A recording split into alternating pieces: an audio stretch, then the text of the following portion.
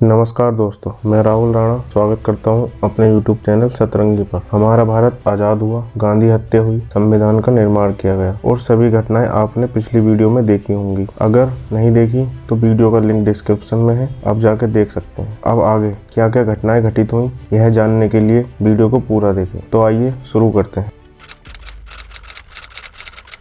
साम्यवाद का उदय। उधर सत्यजीत रॉय को ऑस्कर अवार्ड से सम्मानित किया गया, इधर भारत में साम्यवाद का उदय हो चुका था। हमारे हिंदुस्तान में लेफ्ट यानी बे पार्टी जो मार्क्स की विचारधारा को फॉलो करती हैं, कहाँ कहाँ रहा है? इस सवाल के जवाब में आपको केरल का नाम सुनने मिलेगा, क्योंकि केरल साम्यवाद का गढ़ रहा है। केरल में कम्युनिस्ट आंदोलन राजनीति की मुख्य धारा में शामिल रहा और चुनावी राजनीति में हिस्सा लिया और हमारे हिंदुस्तान के लोकतंत्र को अपनाया। इस तरह के बिरले यानी रेयरली साम्यवाद को केरल की जमीन में रोपने में सबसे आगे नाम लिखा जाता है। केरल के पहले मुख्यमंत्री EMS नंबूदिरी के नेतृत्व में विश्व ने पहली जनता द्वारा चुनी हुई लोकतांत्रिक साम्यवादी सरकार देखी। ये हमारे हिंदुस्तान की लोकतांत्रिक विविधता को बताता है, लेकिन नेहरू सरकार EMS सरकार को चुनौती की तरह देखती थी। इसी के चलते 1959 में केंद्र सरकार ने आर्टिकल 356 का सहारा लेकर राज्यपाल BB गिरी के द्वारा सरकार गिरा दी। आधुनिक भारत के मंदिर। आज़ादी से अब तक बहुत कुछ हो चुका था, हम विकास की तरफ बढ़ रहे थे और इसी के संदर्भ में हमने बहुउद्देश्य परियोजना का शुभारंभ किया। इसमें भाखड़ा नांगल बांध जो पंजाब में सतलुज नदी पर बना है, यह भारत का दूसरा सबसे ऊंचा बांध है, और हीराकुंड बांध जो उड़ीसा में महानदी पर बना है, यह संसार का सबसे बड़ा एवं लंबा बांध है। नेहरू जी द्वारा दी गई उपमा आधुनिक भारत के मंदिर से ही स्पष्ट हो जाता है कि इन बांधों का हमारे भारत में क्या योगदान रहा है। इन दोनों बांधों ने भारत में हरित क्रांति के लिए जमीन तैयार की और जमीनों को अच्छे से सींचा भी। ये उन्हीं कार्यों में से एक थे जो नेहरू जी के विकास के प्रतीक बन गए।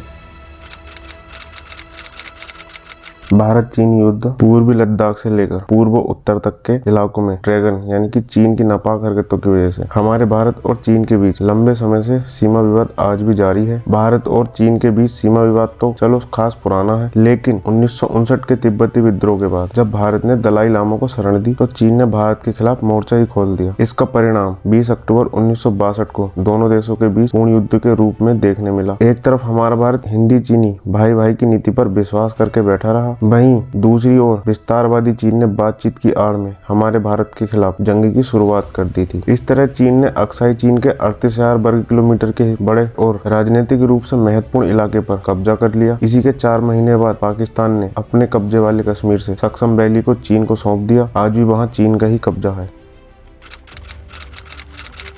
नक्सलवाड़ी विद्रोह 1967 की गर्मियों में हिमालय की तलहटी में बसा एक छोटा सा गांव सुर्खियां बटोर रहा था। पश्चिम बंगाल के दार्जिलिंग जिले में स्थित नक्सलवाड़ी ने एक आग जलाई जो भारत के बड़े हिस्से में फैल गई और माओवादी आंदोलन के रूप में आज तक जलती रही। नक्सलवाड़ी के किसान जो मुख्य रूप से चाय के बागानों और बड़े बड़े संपदाओं में काम करते थे, सदियों से जमींदार वर्गों और साहूकारों द्वारा उनका शोषण किया जाता रहा है। 25 मार्च 1967 को जब गाँव के बटाईदार में से एक ने उस जमीन पर जुताई करने की कोशिश की जहां उसे अवैध रूप से बेदखल किया गया था, तो जमींदारों ने उसे बेरहमी से पीटा और उसका सामान छीन लिया। जमींदारों के शोषण से परेशान होकर पूरे गांव के किसान एकजुट हो गए और विद्रोह में उठ खड़े हुए। 60 के दशक के अंत और 70 के दशक की शुरुआत में नक्सलवाड़ी विद्रोह ने शहरी युवा ग्रामीण जनता दोनों के दिलों में आग लगा दी। अगले कुछ महीनों में इसी तरह के आंदोलन बिहार, झारखंड, पश्चिम बंगाल और उड़ीसा के कुछ हिस्सों में, आंध्र प्रदेश और महाराष्ट्र तक आम हो गए। इतिहासकार सुमंत बनर्जी लिखती हैं, स्वतंत्रता के बाद के भारत में पहली बार आंदोलन ने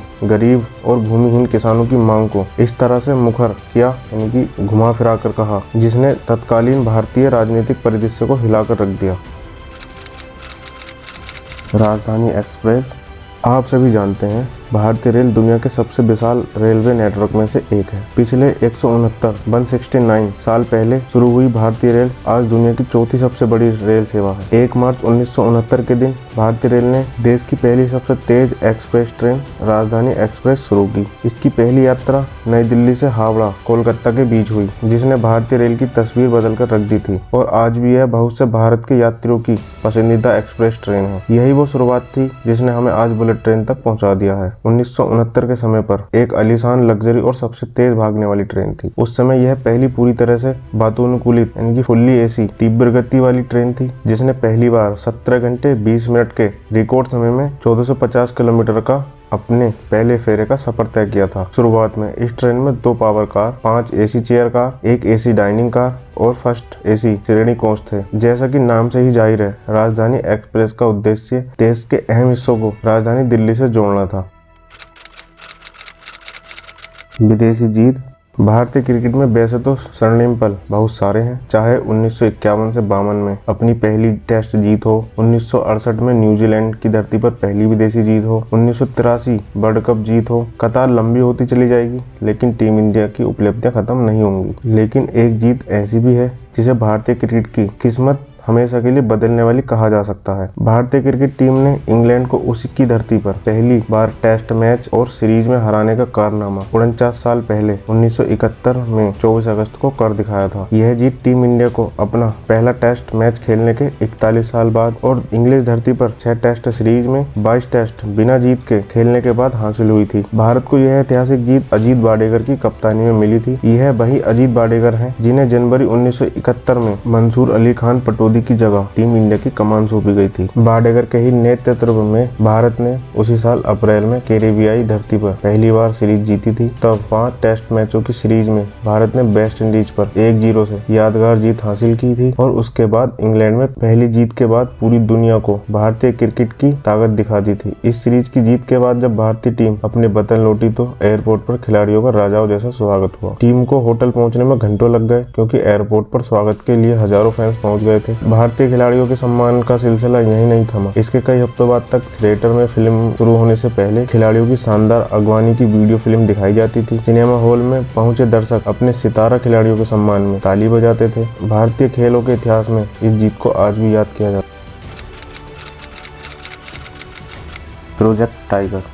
भारत को बाघों की घटती जनसंख्या को ध्यान में रखते हुए 1 अप्रैल 1973 में प्रोजेक्ट टाइगर लॉन्च किया गया। पूर्व प्रधानमंत्री इंदिरा गांधी के कार्यकाल में प्रोजेक्ट टाइगर के पहले डायरेक्टर के रूप में कैलाश सांखला को चुना गया था। यह प्रजाति विलुप्त होने के कगार पर थी, लेकिन इस प्रोजेक्ट की सफलता की बदौलत भारत में बाघों की संख्या बढ़ी। बाघों की घटती संख्या भारत के लिए चिंता का सबब बन गई थी, लेकिन प्रोजेक्ट टाइगर इसमें काफी मददगार साबित हुआ। साल 2006 में भारत में कुल 1411 बाघ थे। इसके बाद यही संख्या 2014 में बढ़ी और 2226 हो गई, जबकि 2018 में 2967 बाघ हो गए। यह परियोजना दुनिया की सबसे बड़ी प्रजाति संरक्षण पहलों में से एक है। भारत ने लक्षित वर्ष 2022 में 4 साल पहले 2018 में बाघों की आबादी का 2 गुना हासिल किया। यह वैश्विक स्तर पर बाघों की आबादी का 70% हिस्सा है।